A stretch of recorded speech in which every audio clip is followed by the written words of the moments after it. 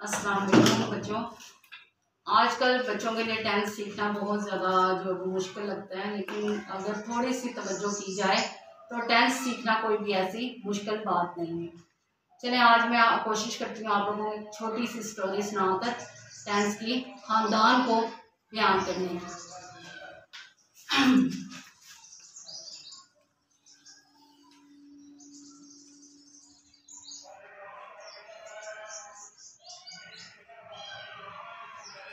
ये फर्ज करें एक बाबा जी हैं, ठीक है।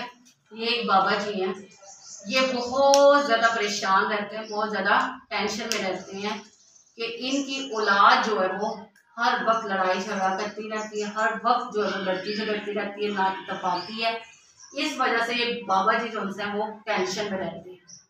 तो इनकी टेंशन की वजह से पूरे इलाके में इनकी मशहूरी होगी बाबा टेंस। क्या बन गए ये? बाबा जी टेंस। क्या बन गए ये? बाबा जी टेंस। क्योंकि ये हर वक्त परेशान रहते हैं अपनी औलाद की वजह से, और अपनी जो हर वक्त बच्चे जो उनसे उनके लड़ते रहते हैं। अब इनके जो बेटे हैं वो कितने हैं? 3 इनके बेटे हैं। इनके बेटे कितने हैं? 3।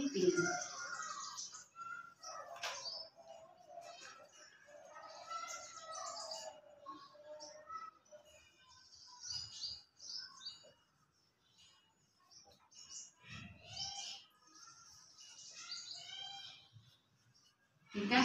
अब इनकी वजह लड़ाई क्या है? अब ये प्रेजेंट है। पहले बेटे का नाम क्या है? प्रेजेंट। दूसरे बेटे का नाम पास्ट और तीसरे का नाम फ्यूचर।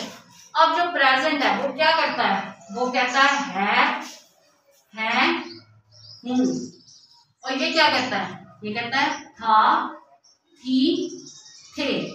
और ये क्या कहता है? ये कहता है गा, ही और ये हर लोग कहता रहता है, हूं। ये क्या कहता है? था, थी, थे। ये क्या कहता है? गा, ही, ये कभी भी एक जगह पर इत्तेफाक इनका नहीं हुआ। आपस में इनकी लड़ाई किसी बात पे है कि ये क्या कहता रहता है, हूं। ये क्या कहता रहता है? था, थी, थे। और ये क्या कहता है? गा, ही, रे। समझ आ गई? क्लियर होगी ये बात कि इनकी वजह से बाबा जी क्या है? बहुत ज्यादा टेंस है। क्योंकि ये हर वक्त इनकी वजह जो इनसे लड़ाई है वो क्या है, हूं, था, थी, थे और गा, गी, गे। ठीक है। फिर इनको कोई एक बहुत ज्यादा दाना अक्लमंद बंदा मिला और उसने कहा कि आप इन तीनों बेटों की क्या कर दें? शादी कर दें।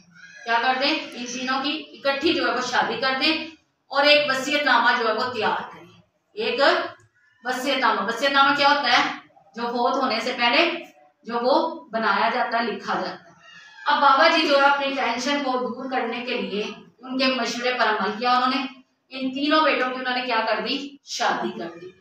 किसकी? प्रेजेंट की, पास्ट की और फ्यूचर की शादी कर दी। अब उन्होंने वसीयत लिखी। वसीयत के 3 जो वो शराइत थी। वसीयत की क्या थी? 3 शराइत थी।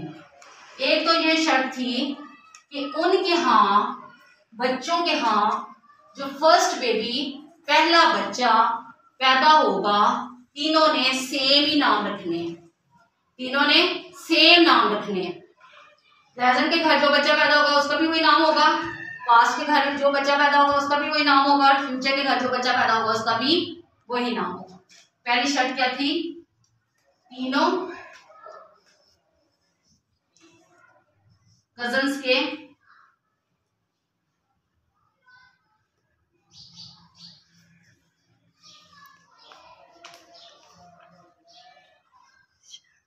एक जैसे होंगे। ठीक है, ये तो पहली शर्त होगी। दूसरी शर्त ये थी कि जब दूसरा बच्चा पैदा होगा, ठीक है, बाबा जी ने उनको एक जगह मुत्तफिक करना था, इसलिए उन्होंने ये शराइत लिखी कि दूसरा बच्चा जब पैदा होगा उन तीनों के नाम भी क्या होंगे? तीनों कजन्स के नाम भी एक जैसे होंगे। और तीसरे बच्चे के लिए भी उन्होंने इसी तजवीज को जो वो शामिल रखा। कि फिर उनके यहाँ अगर कोई बच्चा होगा तो तीनों कजन्स के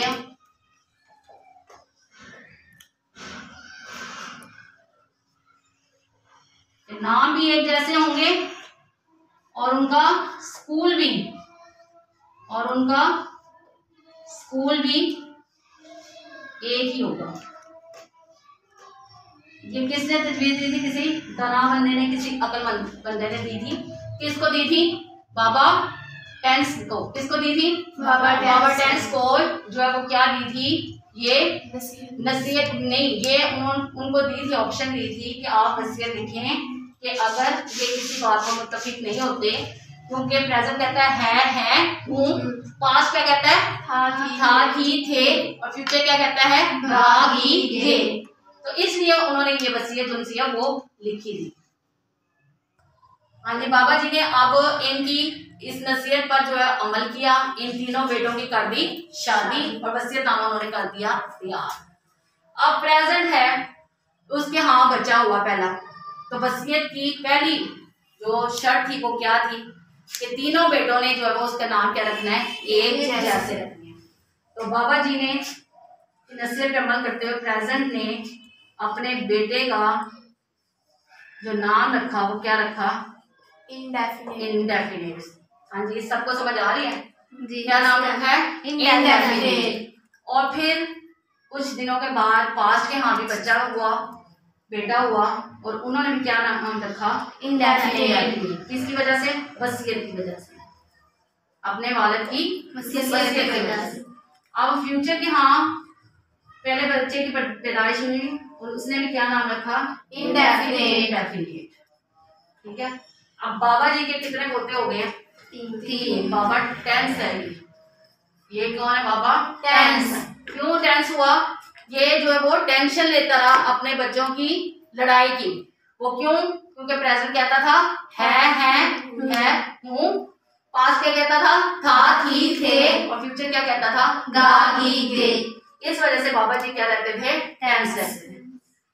अब उनकी शादी हुई, पहला बेटे की पैदाइश पे पहले बेटे का नाम रखा प्रेजेंट इंडेफिनिट टेंस। ये इसके दादा बू है। क्या होना है?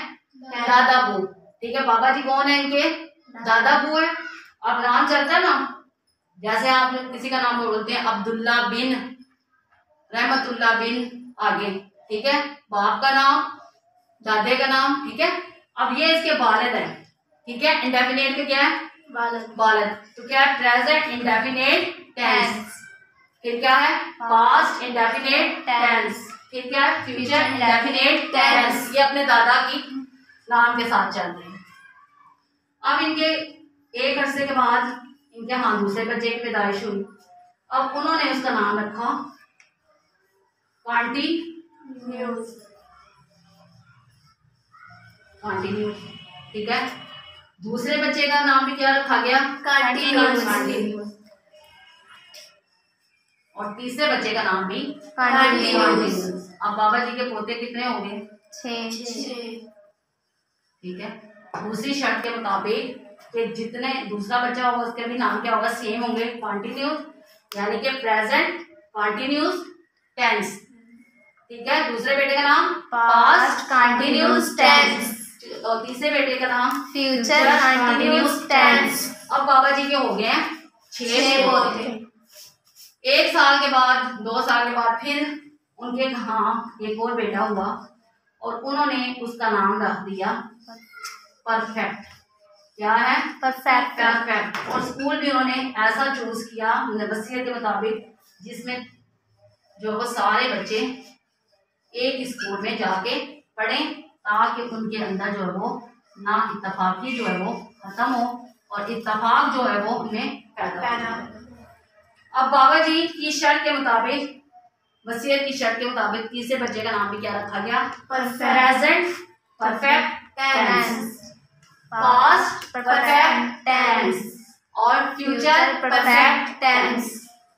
अब चौथा जब बच्चा पैदा हुआ तो शराइत तो 3 थी।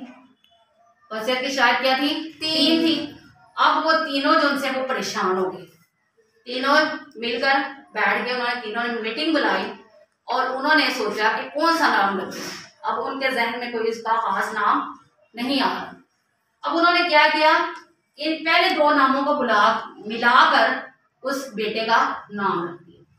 क्या रख दिया उन्होंने इसका नाम? Perfect continuous.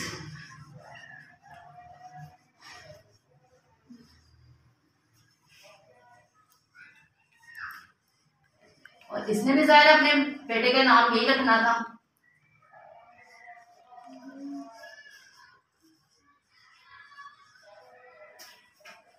और तीसरे बेटे ने भी यही नाम चूज किया।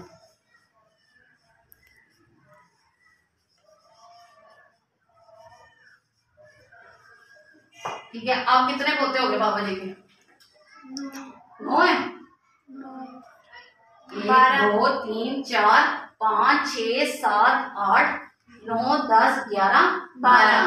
कितने पोते हो गए? 12 के 12 पोते हो गए। यानी कि बाबा टेंशन के पोते कितने हो गए? 12। यानी कि प्रेजेंट कहता था है पास्ट क्या कहता था थी थे, और फ्यूचर क्या कहता था गा ही गे। तो क्या बना हमारे पास? Present indefinite tense. ज्यादा का नाम जरूर याद रखना आपने। Present continuous tense, present perfect tense.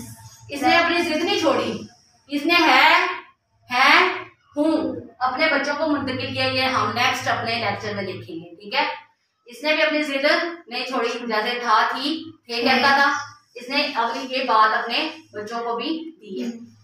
ये हम कल वाले लेक्चर में इंशाल्लाह ताला करेंगे। और इस तरह बन गया past indefinite tense, past continuous tense, past perfect tense, past perfect continuous tense, और ये future indefinite tense, future continuous tense, future perfect tense, future perfect continuous tense. तो बस बच्चों आपने ये याद रखना है, इस बाबा जी की 3 औलादें थी। वो कौन सी थी? प्रेजेंट, पास्ट और फ्यूचर। प्रेजेंट के 4 बेटे हैं, पास्ट के 4 बेटे हैं, और फ्यूचर के 4 बेटे हैं। और चारों के नाम सेम है। चारों के नाम क्या है? सेम है। अगर आप प्रेजेंट के नेम याद कर लेंगे तो आपको पास्ट के नेम याद हो जाएंगे, फ्यूचर के नाम भी याद हो जाएंगे। कल हम इनके बारे में नेक्स्ट डिटेल में पढ़ेंगे।